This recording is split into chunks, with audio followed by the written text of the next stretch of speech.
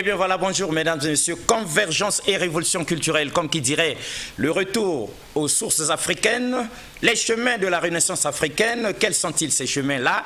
Et surtout, quand l'Afrique parle de l'Afrique à l'Afrique pour l'Afrique, parce que vous le savez très bien, il y en a qui parlent de nous chaque fois, mais contre nous, ce ne sont pas nos intérêts qu'ils défendent, mais il est temps, plus que jamais temps, que les Africains eux-mêmes parlent de l'Afrique et pour l'intérêt de l'Afrique. Donc, convergence et révolution culturelle, c'est votre émission de combat panafricain, comme pour éveiller toutes les consciences encore endormies de notre continent. Parce que l'Afrique est ce continent dernier de la classe qui tire le diable par la queue depuis trop longtemps et trop c'est trop. Alors, chers invités, bonjour. Bonjour, M. Alexis.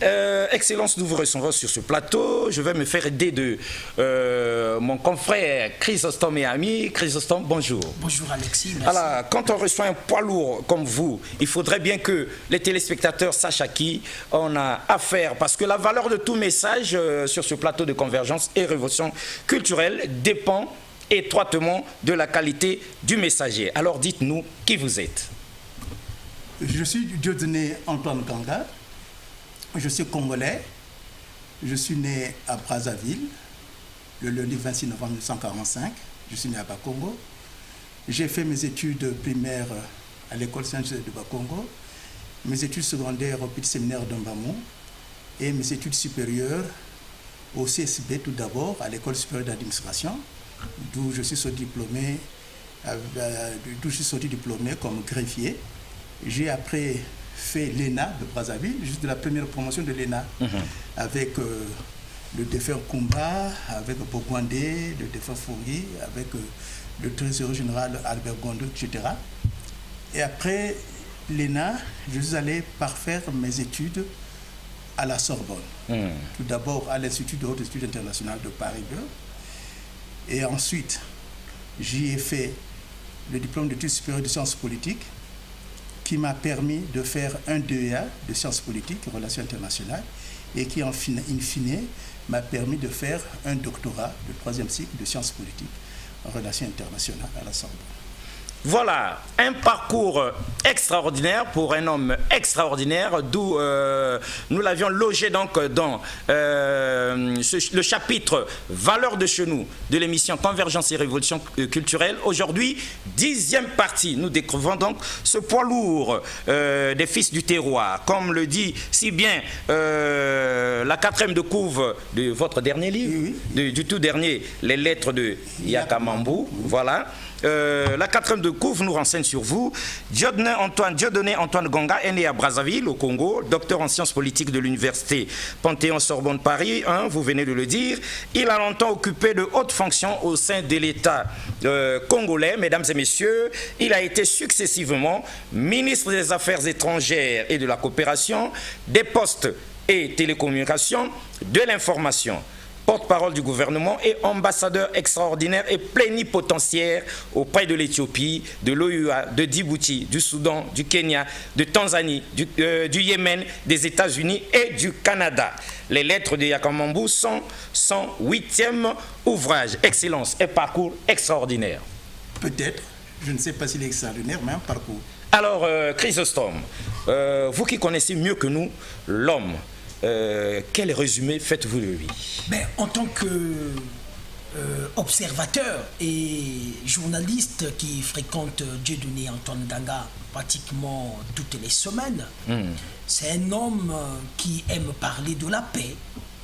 C'est un homme qui veut voir la cohabitation ou qui veut voir les hommes vivre en quiétude.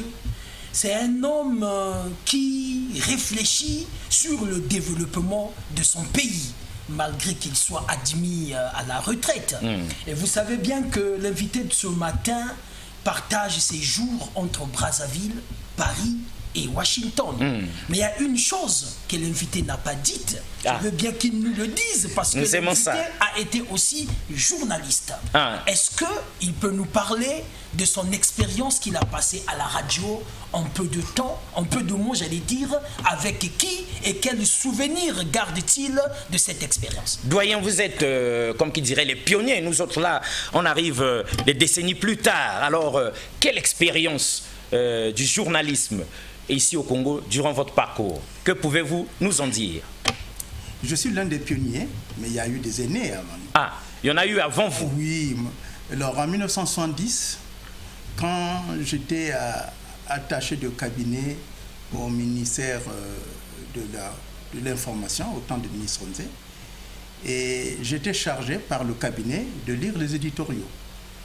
Je lisais les éditoriaux et après, Mpassi Mouba m'avait demandé si je pouvais collaborer avec eux pour présenter le journal Parler. C'est là où j'avais appris le terme de pigiste. Ah. Alors j'étais pigiste, je présentais le journal Parler. J'ai été encadré par Mpassi Mouba, par Marie-Josée Maté, et j'ai présenté avec Célestin Ngokarampoa, Georges Ndongo, j'ai présenté avec Lazare Massengo, avec Georges Keto, Mazil Bokabila, etc. Alors, je présentais le journal matinal de week-end, samedi et dimanche, et parfois le soir, je présentais aussi le journal à la radio. Mais après, mon ami Michel Ozoki m'a demandé si je pouvais essayer la télé. Donc, j'ai essayé la télé. Et Une très bonne idée. Le premier journal, c'est avec lui que je l'ai présenté. Ah.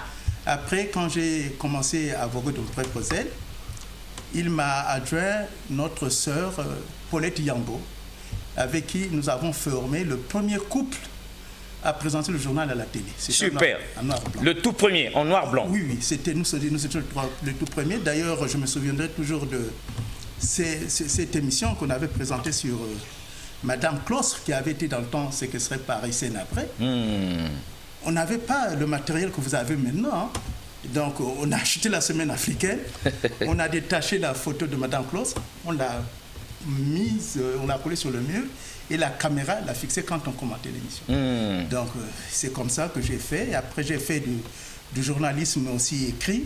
Quand j'étais stagiaire étudiant en France, j'ai travaillé au journal Le Continent, qui était un quotidien à l'époque, où j'étais directeur de la rubrique politique internationale. Voilà. Super. Voilà donc ce qui est dit avec les mots qu'il faut pour fixer, Chrysostome, l'esprit des téléspectateurs, des habitués de Convergence et Révolution culturelle, parce que ici on vient toujours s'abreuver donc aux sources de l'Afrique pour pouvoir, pourquoi pas, participer à la dynamique de reconstruction de notre continent qui est somme toute dans le coma, un coma profond qui ne dépend pas de ses filles et fils. Mais d'ailleurs, alors, Excellence, nous avons entendu Chrysostome dire ici, souligner de plusieurs traits, que vous parlez beaucoup de la paix. C'est quoi cette histoire? Pourquoi aimez-vous parler de la paix?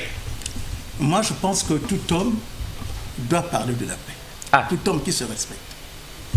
Parce que la paix, sans la paix, il n'y a pas de développement.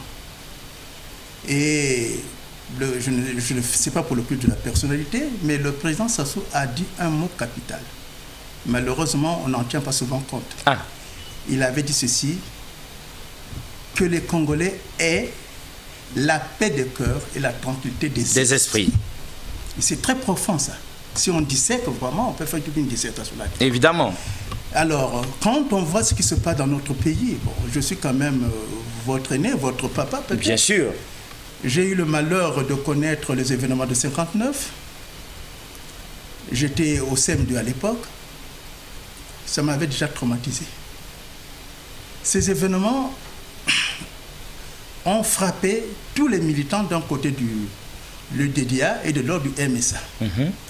Et c'est la première fois que j'ai assisté à des pillages dans notre pays, à Bakongo. Par exemple, on avait un grand commerçant, M. André Bikoumou, qui a eu tous ses biens pillés, incendiés, dont le bar Moin de Coco, où a été érigé après la mairie de Bakongo. Il y a eu Demoulaye à Potopoto, qui a été aussi molesté.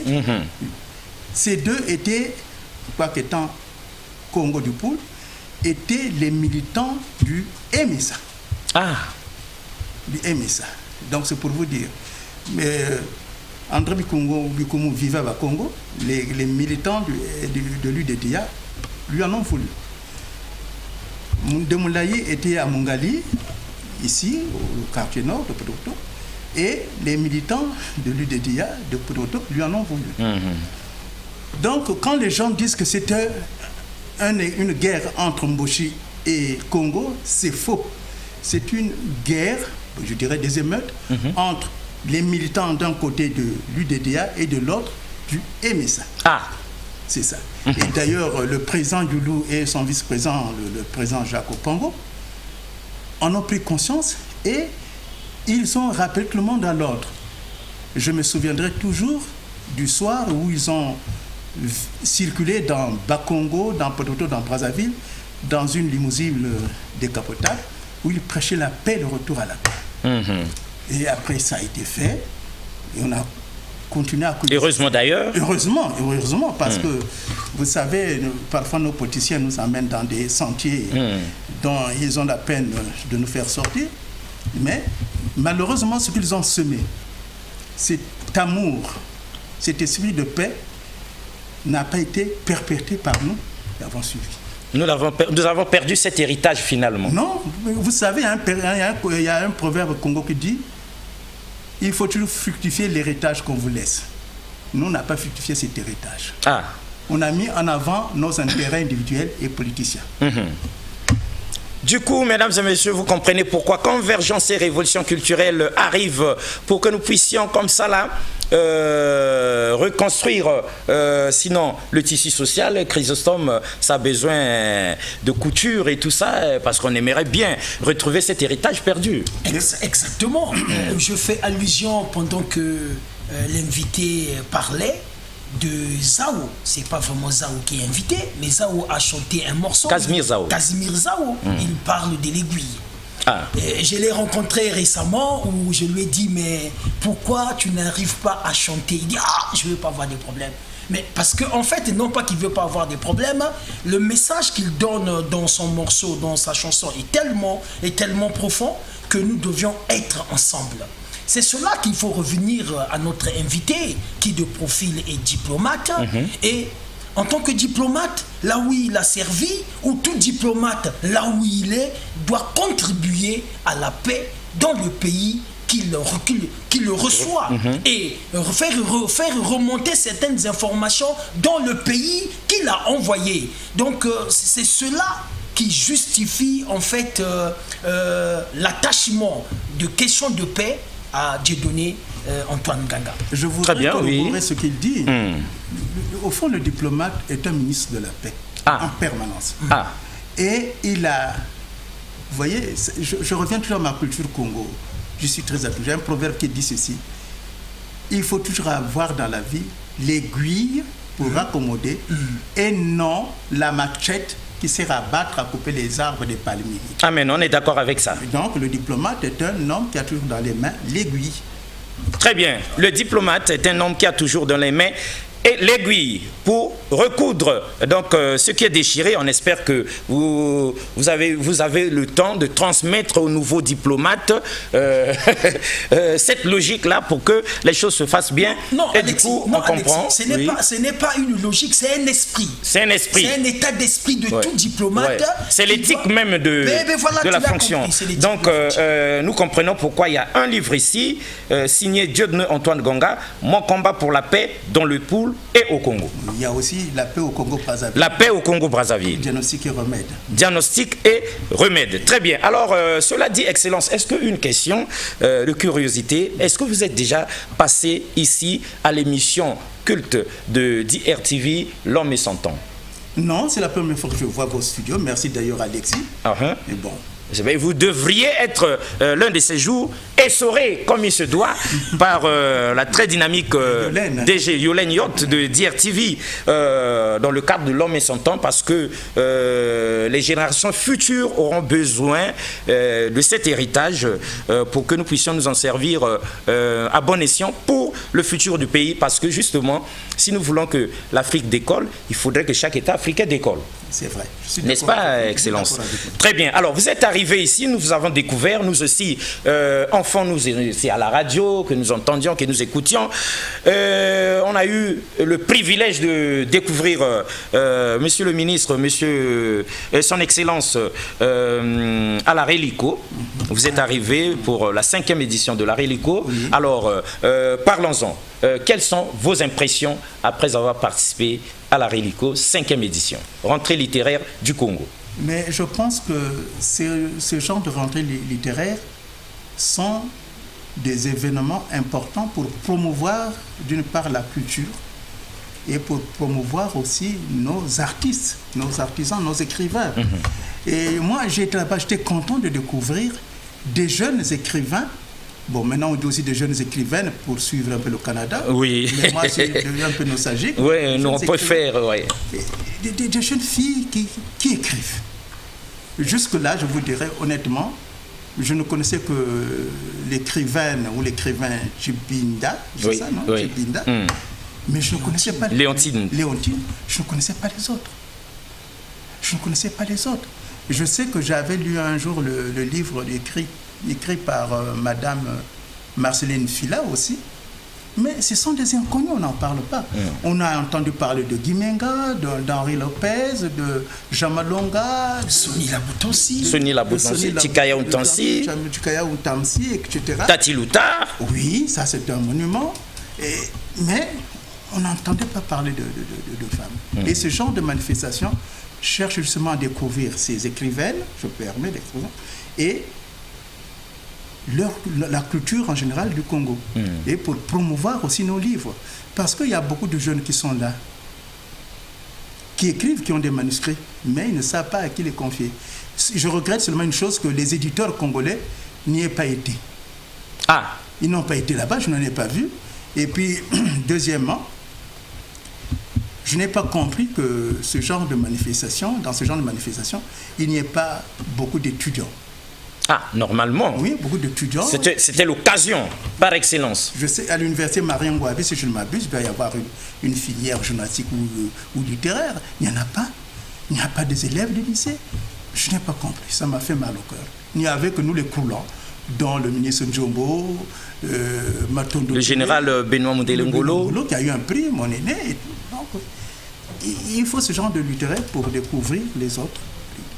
Très bien. Alors, nous avions su que Dieudonné Antoine Ganga, ici sur ce plateau, notre doyen, notre père, parlerait de ces femmes écrivaines, que nous aurions pu en avoir une liste ici. Mais là, en coup de vent, et puis sur le vif, dont nous pouvons parler de Madame Vaugirard qui était là-bas, à la 5e édition de la Rélico, Jojo Mansunga. José, oui. Oui. Un bon roman dans lequel elle se fait la voix des sans-voix, comme pour calmer les ardeurs des hommes qui ne se respectent pas, qui ne respectent pas la femme dans la foulée. Il y a Mademoiselle Pia aussi. Évidemment. On fait un clin d'œil à Alina Madina, la maman qui avait écrit La voix d'une femme qui espère. Voilà, donc c'est autant dire qu'il y avait aussi Madame Mireille Opa, la maman du livre que nous aimons beaucoup. Alors, Excellence, vous êtes somme toute un grand écrivain, parce que 1, 2, 3, 4, 5, 6, 7, 8 déjà, ça n'arrive pas à tout le monde. Oui. Grand écrivain, je ne pense pas. Est-ce que je suis écrivain? Je me pose toujours la question. Mais j'écris. Je n'aime pas le titre d'écrivain. Je ne sais pas. Je ne pourrais pas être un écrivain comme Guy Menga, Henri Lopez, Tati Loutar, Tikaya Outansi, etc. J'écris. Pourtant, nous rendons compte que, Chrysostome, que papa ici sur ce plateau fait partie de la cour des grands. Effectivement, la pensée est dense. Même s'il s'exclut. Il s'exclut. Nous avions quand même, oui. C'est pas donné à n'importe qui. Et c'est pas n'importe qui peut se permettre. Alors dites-nous, une grande question avait été posée là-bas à la Rélico.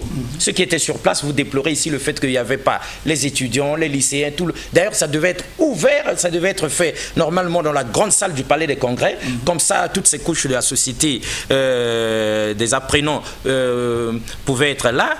Bon, ils n'étaient pas là, mais la grande question qui avait été posée là-bas, nous la posons ici pour que la réponse aille jusqu'à chez eux dans leur maison. Pourquoi écrivez-vous? Parce que vous écrivez, mais alors pourquoi? Chrysostome, c'est pas bien de savoir pourquoi ils écrivent. Question, pourquoi il écrit? Merci Alexis pour votre question. Mais j'écris pour transmettre un peu ce que je connais. Je connais dans la vie, mon expérience de la vie. Et dans mes romans, il y a au moins 3 romans, La nuitée du pèlerin, il y a Les leçons du trottoir et La retraitée maltraitée d'une fois. Je parle des faits sociaux que nous avons vécus. Par exemple, dans La nuitée du pèlerin, je me fais l'avocat des veuves qui, à la fin qui après la mort de leur décès, le décès de leurs époux, sont maltraités, sont dépouillés par les neveux. Et donc là, on essaie de raisonner, surtout que quand, dans La nuitée du pèlerin, le héros était un homme nanti qui avait des entreprises et tout. Et il y a le neveu, que j'appelle pour la circonstance l'assistant éternel, voulait profiter de ça. Donc je défends un peu la cause de justement de la veuve. Et dans ce roman, je fais ressortir une chose, M. Alexis. Si vous permettez, je vais vous poser la question. Nicole. Vous avez toute la permission. Bon, merci mon fils, merci mon frère.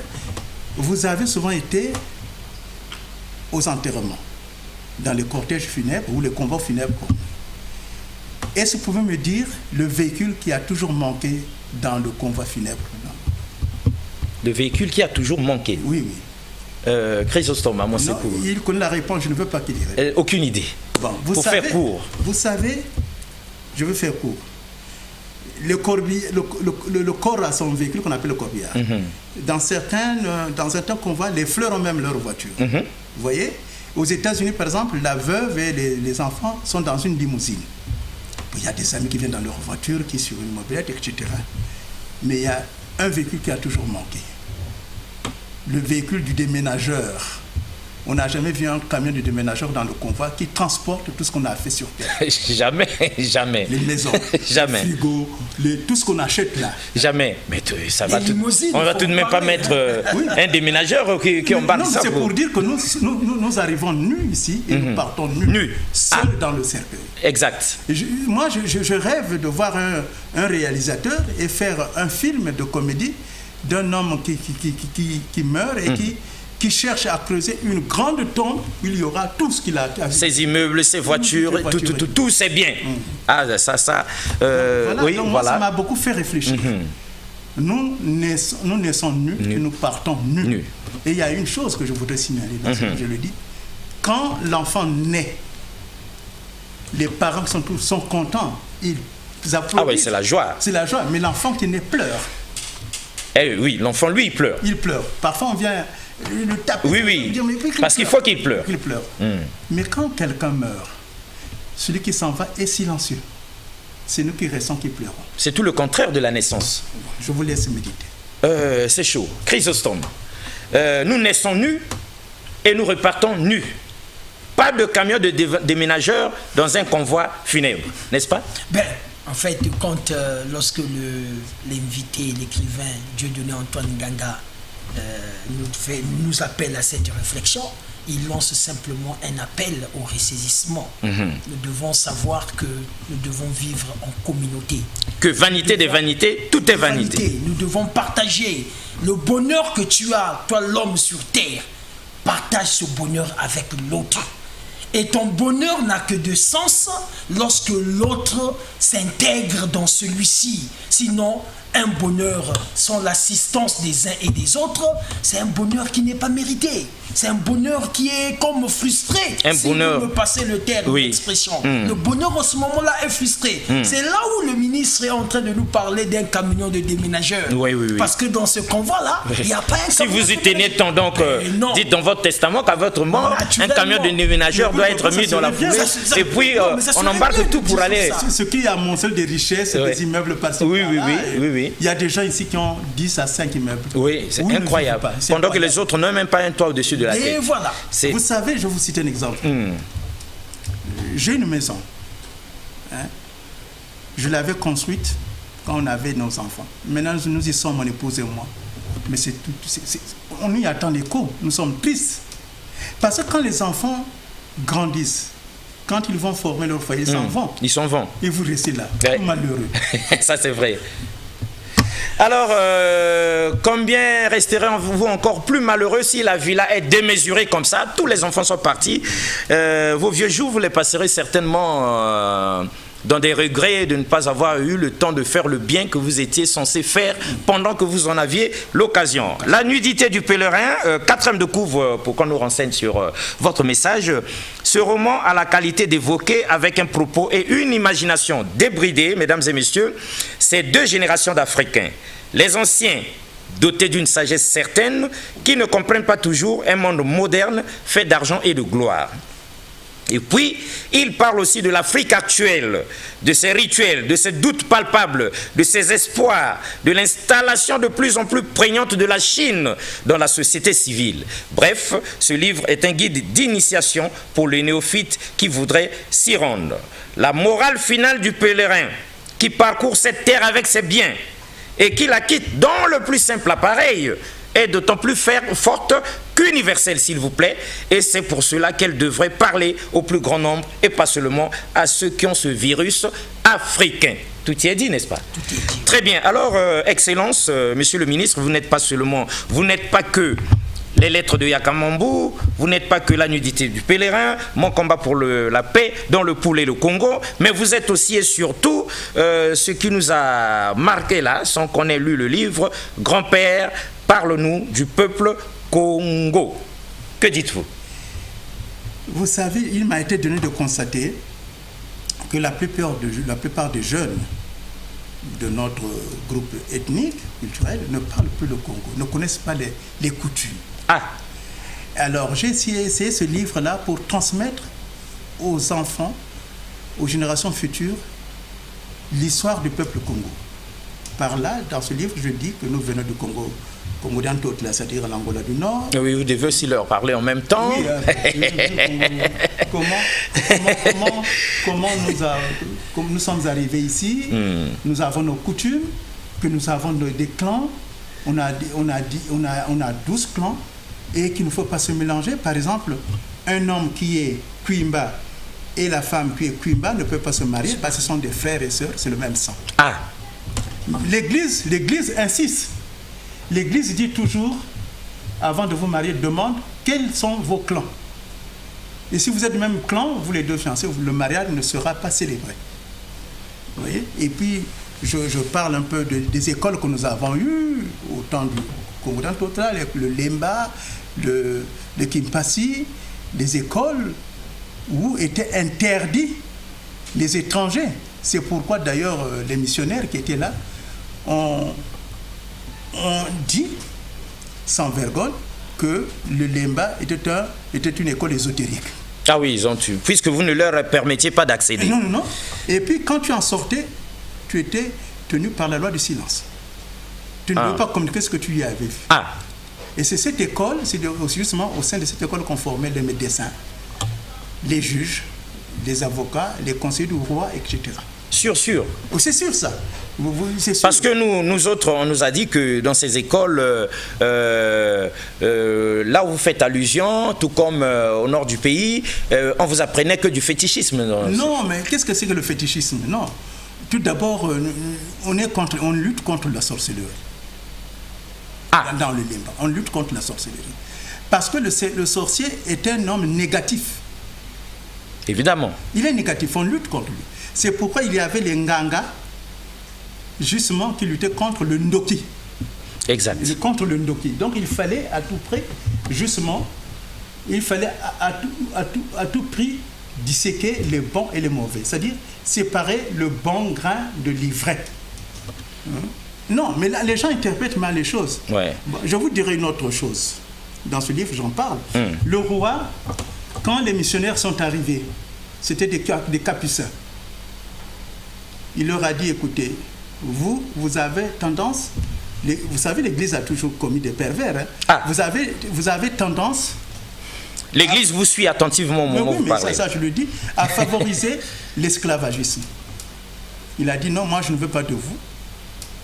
Puisque le royaume du Congo avait des relations avec le royaume du Portugal ou de l'Espagne à l'époque, c'était les deux. il a écrit au roi du Portugal pour lui dire de lui envoyer d'autres missionnaires qui étaient plus enclins à former l'homme qu'à s'occuper de... Nous avions entendu parler de cette lettre-là par Madame Ngambi. Oui. Elle existe bel et bien. Elle existe. C'était comme une lettre de protestation, comme pour dire non, ce qui se passe là, c'est pas ce qu'on s'était convenu. Oui, alors, le pape, le roi a saisi le pape qui a demandé à Ignace de Loyola, qui deviendra plus tard Saint Ignace, d'envoyer des jésuites parce qu'il venait de fonder la congrégation des jésuites. Et ce sont ces jésuites qui sont arrivés au Congo. Et le roi, qui venait de construire une école pour 600 élèves, leur a offert cette école. Il leur a dit, apprenez votre savoir à mes enfants. Et les cours étaient donnés en portugais et en latin. Ah. En latin, et de cette école d'ailleurs, que sont sortis le premier évêque noir du monde, un Mukongo, dont le tombeau est à Rome. Vous voyez? Le tombeau est à Rome. Il est à Rome, est à Rome. Nous avions entendu parler de ça sur les réseaux, mais nous n'y avons pas cru un seul mot. Non, vous allez à Rome, vous trouverez ça. Et il y a eu aussi, dont sont sortis justement que je disais, ils ont sorti aussi l'ambassadeur, après l'évêque, l'ambassadeur qui était ambassadeur auprès du roi du Portugal et du Vatican. Très bien. On se rend compte, Chrysostome, qu'il y a de quoi archiver plein de choses dans L'Homme et son temps. Effectivement, avec l'écrivain Dieudonné Antoine Nganga, il y a à boire et à manger. Et raison pour laquelle souvent je lui demande de communiquer avec des journalistes. Ah oui, il a intérêt à communiquer. Avec des journalistes.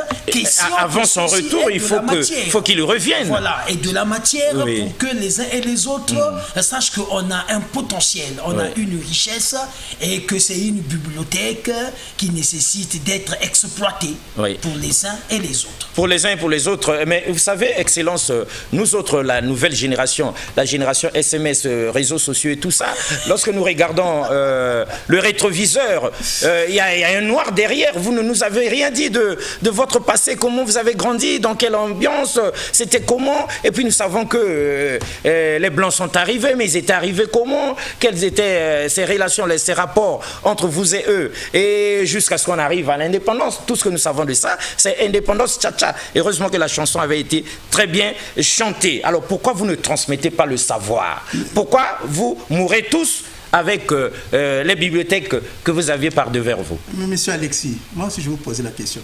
Est-ce que vous les jeunes, vous vous approchez de nous? Ah ça? Vous avez peur de vous approcher de nous? Ah. Je prends mon cas. Le moyen est stable, certes. Moi, je suis retraité, j'ai connu une fin diplomatique un peu malheureuse suite aux événements regrettables de 97. Je suis là, mais combien de jeunes nous fréquentent? Ils ont peur. Ils ont peur de me fréquenter, de peur qu'on les taxe de ceci ou de cela. Ils ont parfois peur. Mais nous sommes ouverts, que les jeunes viennent vers nous. Nous sommes prêts à leur transmettre notre savoir. Pour preuve, nous vous avons invité et vous êtes là. Mais vous êtes courageux, monsieur Alexis. J'espère que mon passage à la télé ne vous posera pas de... Ça ne posera aucun problème, parce que vous combattez pour la paix au Congo, la paix dans le pool, la paix au Congo, et son Excellence, monsieur le Président de la République, est un homme de paix qui ne parle que de paix, même si à un certain moment, nous les jeunes, ayant bu un verre de trop, nous avions trouvé que la paix, on ne la mangeait jamais, ça ne se mangeait pas, mais le Président de la République l'avait reconnu, et nous avait rétorqué que certes on ne mange pas la paix, mais on ne peut pas manger en paix sans la paix. Et voilà, on ne peut pas non plus manger comme il se doit sans la paix. Voilà, donc bref, c'est aussi écrire. Voilà, sans la paix, on ne peut pas écrire, ni moins encore tenir la Rélico, une émission comme ça.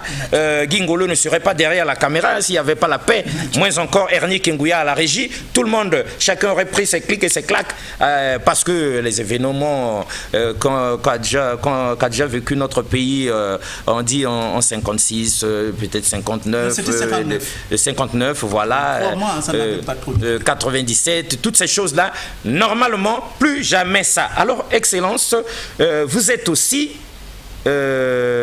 si Bakongo m'était compté, la joie de vivre métamorphosée en violence. Oh, voilà, et on déplore, mais la joie de vivre fut métamorphosée un jour en violence. Alors, si Bakongo m'était compté, en résumé. C'est l'histoire de mon quartier Bakongo. Ah, vous l'aimez beaucoup, votre quartier. Oh là là, je suis Bac Citizen, hein, je suis né à Bakongo, ça personnellement. Bon, nous autres, nous aimons Pila. On est né en Pila et puis voilà, c'est beau. Pila, c'est mieux que Bakongo et tout ça. Oh bon, mais non, peut-être pas, mais chacun... chacun tire le drap de son côté. Okay. Alors, si Bakongo m'était compté. Ça retrace justement l'histoire, l'historique, si vous voulez, de Bakongo. Depuis les colons jusqu'à ce jour, les différents quartiers qu'il y a eu, les événements heureux qu'il y a eu. Ah ben donc vous nous aviez mis ça dans un livre. Oui. Nous disions ici que vous partiez tous sans... Non, mais moi, il faut que les gens le lisent. Ah, voilà. Est-ce que vous savez que l'orchestre quinois Oki Jazz, en 1956, quand il a été créé, est venu au tapis vert à Bakongo, au bar Macedo. Oki Jazz. Oui, avant d'aller faire leur concert, ils sont venus au tapis vert à Bakongo en 1956. Ah. Ils étaient justement à l'UMI Congo. Ça, les gens ne le savent pas. Non. Vous voyez? Donc, il y a des faits là-dedans. Il y a eu à Bakongo des phénomènes comme Tapapai. Oui. Hein?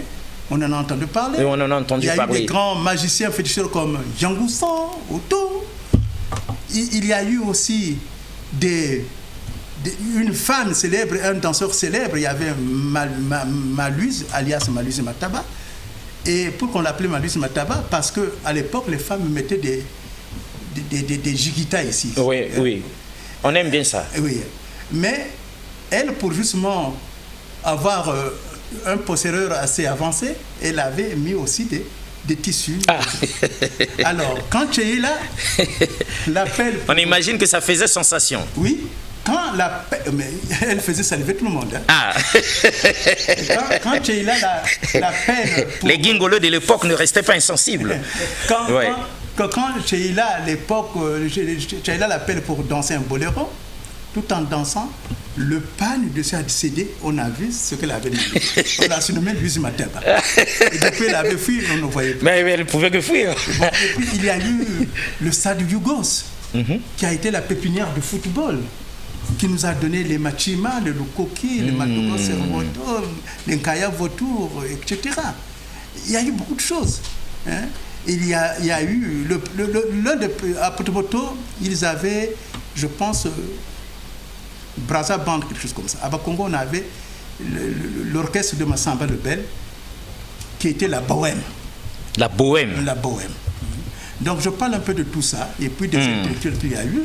N'oubliez pas que Bakongo aura donné à la République 2 présidents de la République. Ah oui. Youlou et Massamba Deba. Un évêque, Monseigneur Batantou. 3 premiers ministres, Moudeno Massengo, Milongo, André et Kolela Bernard. Et différents ministres. Oui, c'est énorme. Justement, nous aussi en Pila, ah non, Chrysostome, Pila aura donné, s'il vous plaît, Pila aura donné 2 présidents de la République, dont l'un encore là, et Jean-Jacques Yombio Pango, oui, mais le président. Nous aussi deux présidents comme à Bakongo. Une information que le ministre doit mettre à la disposition. Son quartier d'abord, avant que le ministre ne parle. Bakongo, ah ok, je te croyais à Wenze où il n'y a aucun président de la République. Il n'y a aucun président. Mais monsieur le ministre, parlez-nous quand même du défunt président Omar Bongo qui a aussi vécu à Bakongo. Oui. Le président Omar Bongo était dans le temps postier. Il a travaillé à la poste. Et avant d'aller vivre dans la rue Masuko à Potopoto, il a vécu dans la rue Condorcet, numéro 70. Le président Bongo, je peux vous appeler son copain, son ami qu'il avait, qui est toujours à Pointe-Noire, avec qui il mangeait le makayabo et tout. Le président Bongo, par hasard, parlait même Mounkutuba et Kikongo. Ah, c'est magnifique. Voilà. Ouais. C'est magnifique. Oui. Ça, c'est des choses que nous ne savions pas. Et c'est l'occasion pour nous, avec votre permission. Le ministre Théophile Obenga. Oui, Théophile Obenga. À Bakongo aussi. Il a vécu à Mukujungwaka. J'espère que Théophile Obenga aussi a vécu en Pila. Est-ce que... Mais ça, c'est après. on peut faire comment dirais-je, le recensement de tout cela. Oui, il y a l'ambassadeur Abibi qui me dit toujours qu'il est congolais parce qu'il a vécu au lycée Savona de Brazzaville où il était interne. Super. Ça, c'est des informations qu'on peut retrouver dans Si Bakongo m'était compté. Oui. Très bien. Mais nous n'avions pas lu la 4e de couvre, mesdames et messieurs, pour vous. La 4e de couvre de grand-père. Parle-nous du peuple Congo. Que dit la 4e de couvre pour nous renseigner sur le livre et son auteur?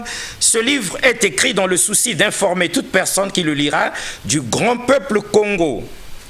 Avec K, hein, K-O-O-O, de ses coutumes et de ses traditions qui sont en train de se désagréger petit à petit. Il consiste donc à sauver, grâce à l'écriture, ce qui peut encore l'être. Beaucoup de jeunes Africains en général et de jeunes Bakongo en particulier, comme les petits enfants de l'auteur, sont actuellement acculturés. Fausse accusation, les enfants de là-bas sont encore en plein dans la culture. Non, on pouvait tout faire pour... Ils sont encore peut-être les derniers à parler leur langue maternelle. Non, mais mes petits-enfants, je vous surprendrai, parlent qui chinois, indonésien, qui anglais, qui belge et tout. Oui, mais c'est à cause de vous, justement. Oui, à l'école primaire, vous nous empêchez de dire Kwanga, Yaka ou bien Eko. Vous voulez seulement qu'on dise Manioc. Et non, puis, ça c'est votre école primaire. Attention. La vôtre. Non, nous quand à l'école primaire, à l'école, il nous était interdit de parler le lari, le kikongotu. On parlait français. D'ailleurs, on avait ce qu'on appelle le symbole, oui, que nous attachait au cou. Oui. C'était une boîte de conserve vide où on mettait les excréments. On dit que tout le monde avait horreur de ça. Ah, il ne fallait pas être le dernier à l'avoir. Hein. Et alors, quand on arrivait à la maison, on parlait Congo. Ah. Les parents parlaient. Après l'école, vous étiez... Ah oui, oui. Et d'ailleurs, pour vous dire comment c'était ridicule, un jour, un de nôtres passe dans la rue Berthelot, il a vu, c'est écrit, ici, vit Yameno, ancien combattant. Le gars qui avait le symbole est arrivé, tu as parlé la rue, tu as dit Yameno. Ça a été un drame. Nous sommes allés voir le maître. Le maître demande au gars, mais que vouliez-vous qu'il dise? Qu'ils disent frère Yadan. Oh non, le Yamen c'est son nom, reprenez votre symbole. Pour vous dire comment c'était. Oui. Et lui, il tenait seulement à se débarrasser du symbole parce que c'était pas bien de le garder longtemps. Non. En tout cas, c'est un peu le dernier virage. Monsieur le ministre a accusé les enfants, nous avons protesté la génération actuelle, mais il se trouve aussi que elle perd la connexion avec la culture de plus en plus. Nous qui croyons qu'il n'y avait plus que les enfants Teke, Vili, les enfants Vili, on dirait qu'ils parlent Vili à la maison. Les enfants Congo, les enfants Vili, les enfants Teke parlent encore la langue maternelle. Bembe aussi. Oui. Mais les enfants Boshi, non. Les enfants d'autres. Non, je vous assure que le drame de cette génération, c'est que le français qui commence à l'école là-bas vient jusqu'à la maison, on porte tout. La langue maternelle s'éteint. S'éteint, malheureusement, il ne doit pas s'éteindre. Normalement, il ne faut pas qu'elle s'éteigne. D'accord, alors cela dit, Excellence, il nous reste moins de 10 minutes, oui. On va bientôt atterrir. Les leçons du terroir, du trottoir, pardon, les leçons du trottoir, Dieudonné Antoine Ganga. Dans ce roman, je pars d'un fait que j'ai vécu moi-même. Quand j'étais aux États-Unis, j'ai animé un groupe catholique, de chrétiens francophones. Et à Noël, on avait la charge de nourrir les clochards, les sans-abri. Et de ces contacts, j'ai pris connaissance, j'ai rencontré un clochard.